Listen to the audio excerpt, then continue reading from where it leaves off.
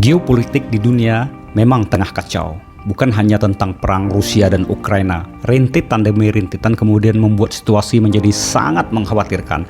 Khawatir sampai terjadi perang nuklir. Atau walaupun tidak ada negara manapun di dunia yang menginginkan kengerian perang nuklir, namun senjata itu ada. Bom mematikan itu ada. Dan ia pernah digunakan di Hiroshima dan Nagasaki, Jepang. Tidak akan tertutup kemungkinan ia akan dipergunakan kembali. Setiap negara yang memilikinya mengatakan tidak akan menggunakannya, tapi mengapa mereka membuatnya? Amerika membuatnya, lalu Rusia membuatnya, Cina dan India membuatnya dengan alasan untuk membela diri. Israel bahkan menimbunnya. Begitu banyak bom nuklir atau bom atom dan daya ledakannya sudah mencapai ribuan kali bom atom pertama dibuat berkat kemajuan teknologi sekarang. Oke, mari berharap itu tidak akan pernah terjadi, tidak pernah dipergunakan lagi. Berharap padahal ancamannya sangat nyata. Tapi apa yang akan terjadi, apa yang akan dialami oleh dunia jika perang nuklir sampai pecah? Dalam sebuah makalah yang diterbitkan di jurnal Nature Food, seperti dikutip Newsweek, para ilmuwan mempertimbangkan bagaimana jelaga yang dikeluarkan ke atmosfer akibat dari ledakan bom nuklir dan dapat menyebabkan kekurangan makanan massal.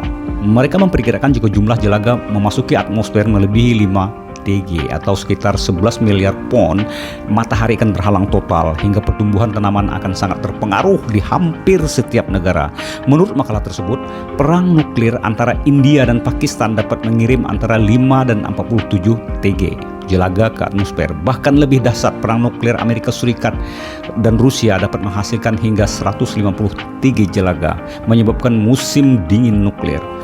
Penurunan cahaya pendinginan global dan kemungkinan pembatasan perdagangan setelah perang nuklir akan menjadi bencana global bagi ketahanan pangan, tulis para penulis makalah tersebut. Lebih dari 2 miliar orang bisa mati karena perang nuklir antara India dan Pakistan, dan lebih dari 5 miliar manusia bisa mati karena perang antara Amerika Serikat dan Rusia. Tambahnya, ketika nuklir diledakkan, sejumlah besar energi dilepaskan akan menguapkan segala sesuatu dalam radius tertentu, tergantung pada kekuatan bomnya. Dekat dengan pusat ledakan dapat mencapai suhu antara 180 juta Fahrenheit. Tak hanya itu, kebakaran dan kehancuran yang meluas akan dikombinasikan dengan gangguan atmosfer yang disebabkan oleh gelombang kejut bom. Ini akan menyebabkan sejumlah besar jelaga dan aerosol lainnya terbawa oleh atmosfer di seluruh dunia sehingga menghalangi sinar matahari. Tanaman membutuhkan sinar matahari untuk tumbuh, tapi jika terjadi perang nuklir, produktivitasnya akan menurun karena kekurangan sinar matahari. Dalam sebuah komentar di makalah asli yang juga diterbitkan di Nature Food, Devaki Ray menulis bahwa pendinginan global 55,6 Fahrenheit akan terlihat setelah perang nuklir. Dalam skenario ekstrem, jumlah korban tewas akan menjadi gabungan populasi Amerika Serikat, Eropa, Federasi Rusia, dan sekutu, dan banyak lagi, katanya kepada Newsweek. Para penulis juga memperkirakan bahwa dalam skenario 153 yang ekstrem, masyarakat akan kekurangan kalori di seluruh dunia yang dibutuhkan sebesar 74%. Sebagai referensi, wanita dewasa membutuhkan antara 1.600 dan 2.400 kalori per hari. Pria membutuhkan 2.000 hingga 3.000 kalori per hari.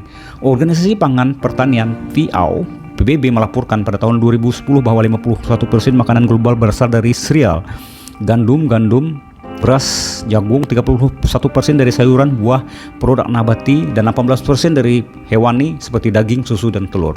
Bom nuklir, terlepas dari dampaknya terhadap atmosfer, juga membunuh sejumlah besar orang secara langsung dan melalui penyakit radiasi. Pengurangan populasi di seluruh dunia selanjutnya dapat mengurangi tekanan pada industri makanan, meskipun sulit diprediksi karena jumlahnya yang tidak diketahui. Ya, kini kita sedang melihat dunia yang sedang hiruk pikuk oleh pertikaian. Namun setelah itu sepi oleh kehancuran, dan dalam sepi itu tidak akan terdengar lagi gelak dan tawa keluarga spesies kita manusia. Kenangan akan terasa sangat hampa dalam kekosongan.